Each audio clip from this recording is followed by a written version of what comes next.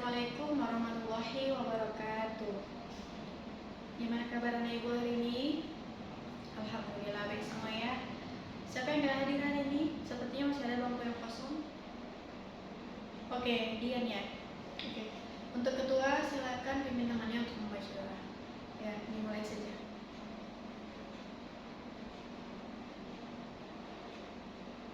Oke, di pertemuan kita kali ini kita akan membahas tentang Al-Quran adalah wahyu Allah. Nah, Al-Quran adalah wahyu Allah. Al-Quran adalah wahyu Allah. Nah, kita nggak asing lagi dengan yang namanya Al-Quran. Pasti masing-masing dari kalian setiap hari membaca Al-Quran, ya kan? Bagi umat Islam, ya kan? Nah, di sini tujuannya apa sih kita mempelajari Al-Quran adalah wahyu Allah itu? Nah, tujuannya untuk memahami bahwa Al-Quran adalah wahyu Allah yang diturunkan kepada Nabi Muhammad. Nah, Al-Quran diturunkan oleh Nabi Muhammad. Nah, Al-Quran diturunkan kepada Nabi Muhammad. Nah, Al-Quran sendiri itu apa definisi Al-Quran? Al-Quran itu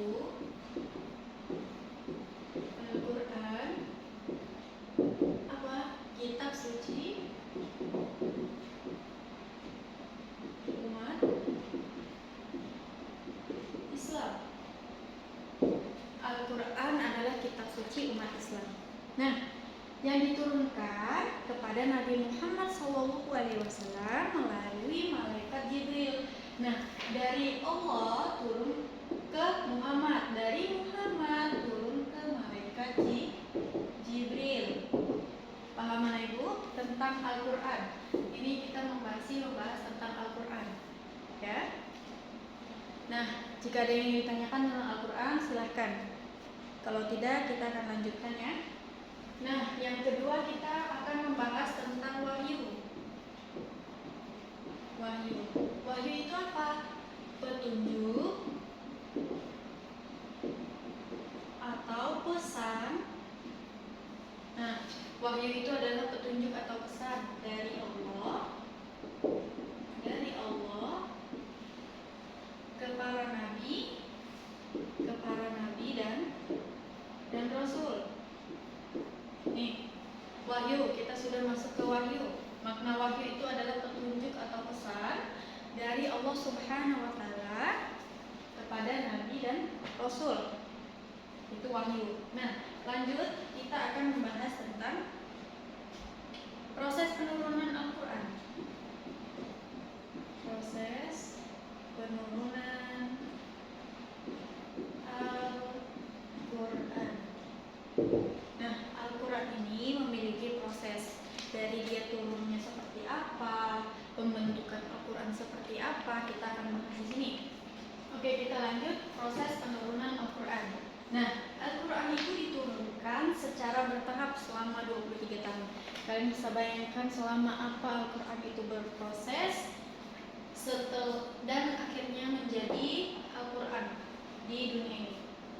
Jadi dia diturunkan selama 23 tahun, dia baru diturunkan. Selama apalah dia ini tadi Al-Quran diproses. Ingat, 23 tahun, jadi tidak boleh lebih dan tidak boleh kurang. Nah, kita sudah membahas tentang Al-Quran, wahyu, dan proses penurunan Al-Quran.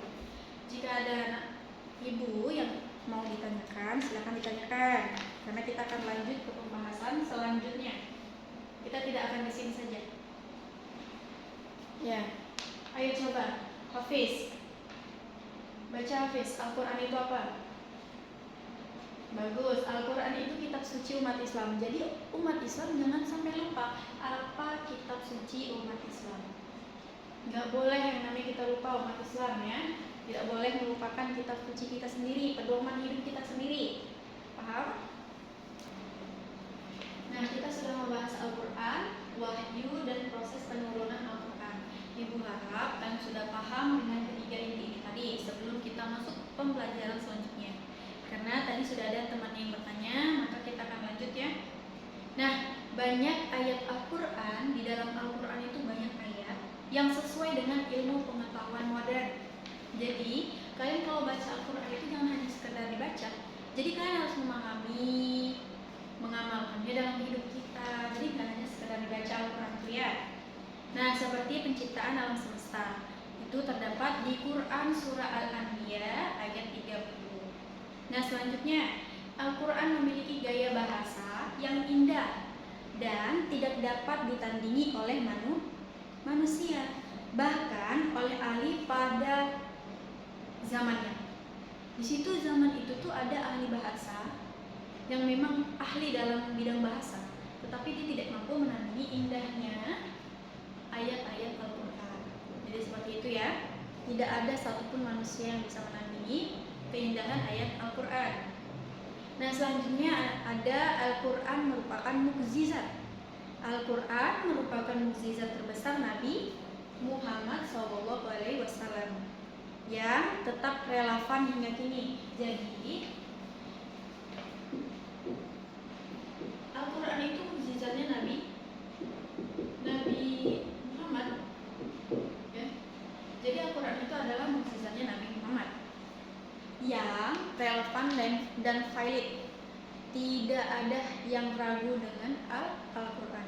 Jadi ayat-ayat di Al-Quran itu tidak sembarangan ditulis. Nah, Al-Quran itu dengan ayat-ayatnya sudah valid dan sudah relevan. Jadi tidak ada yang meragukan ayat Al-Quran tersebut. Nah, kita akan lanjut ke peran Al-Quran dalam kehidupan umat Islam. Nah, kita kan semua ini di sini di kelas ini umat Islam nih, gak ada yang Kristen kan? Kalau pelajaran agama Islam ya agama Islam tentunya umat Islam. Nah, dari diri kita sendiri, peran Al-Quran dalam hidup kita itu seperti apa? Sebagai apa? Ada yang bisa menyebutkan? Ya, Wahid? Oke, Wahid menjawab petunjuk hidup. Petunjuk hidup. Petunjuk hidup orang siapa? Ya orang umat Islam yang beragama Islam. Dan pedoman. Nah, petunjuk Al-Quran itu diturunkan sebagai petunjuk hidup manusia. Ya. Jadi itu adalah seperti buku petunjuk kehidupan kita. Jadi kalau kita tidak membacanya, tidak mengamalkannya dalam hidup, berarti petunjuk kita bukan berasal dari Al-Quran. Yang kedua, ada penyempurnaan kitab sebelumnya. Nah, penyempurnaan kitab sebelumnya. Al-Quran diturunkan supaya menyempurnakan kitab-kitab sebelumnya. Kitab-kitab sebelumnya ada apa saja? Seperti ada Taurat, Zabur, dan Injil. Ibu tulis ya, biar kalian paham. Taurat, Injil, dan Zabur. Nah, ketiga kitab inilah yang akan disempurnakan oleh Al-Quran. Nah, yang ketiga, peran Al-Quran. Nah, kalian tahu?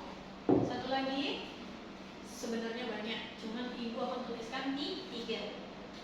Yang ketiga adalah pedoman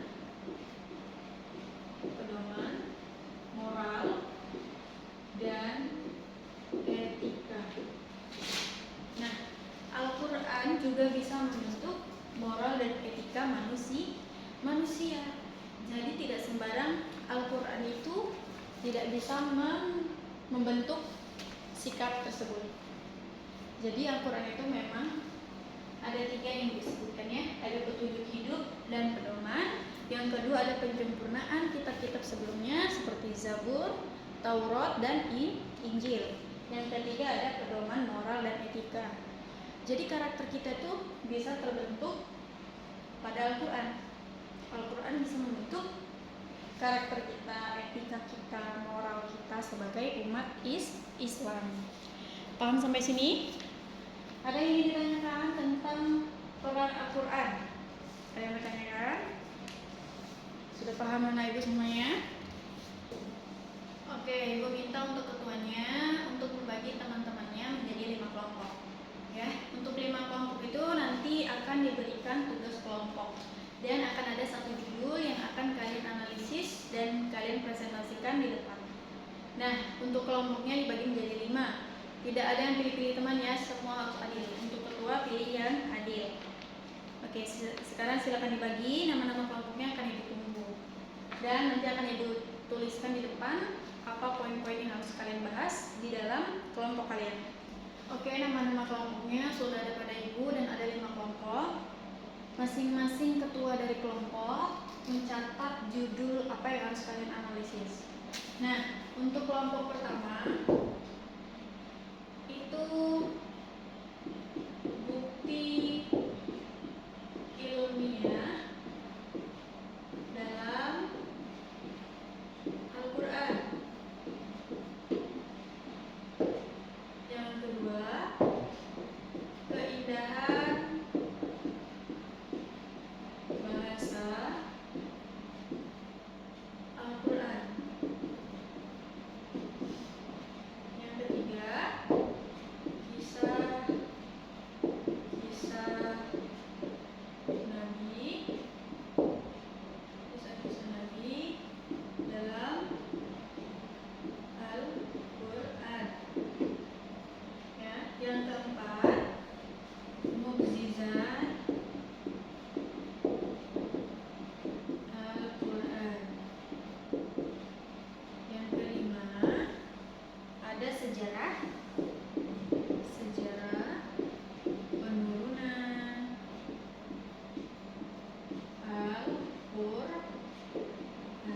Jadi masing-masing kelompok memiliki satu judul. Yang nomor 1 kelompok 1, nomor 2 kelompok 2, yang ketiga kelompok 3, 4 kelompok 4, 5 kelompok 5. Di masing-masing tema ini Ibu sudah jelaskan tadi, ya kan, tentang keindahan bahasa Al-Quran, tentang kisah-kisah Nabi, tentang mukjizat Al-Quran, tentang sejarah penurunan Al-Quran. Jadi kalian harus bisa mengembangkan dari masing-masing judul yang kalian ambil. Oke? Ibu kemarin sudah mengatakan untuk membawa handphone, ya.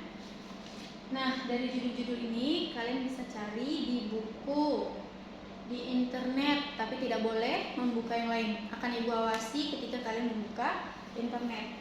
Jadi kalian harus betul-betul mencari ini. Kalian harus menganalisis judul-judul yang sudah Ibu kasih. Nah, jadi kalian pergunakan handphone dengan baik saat menganalisis judul tersebut.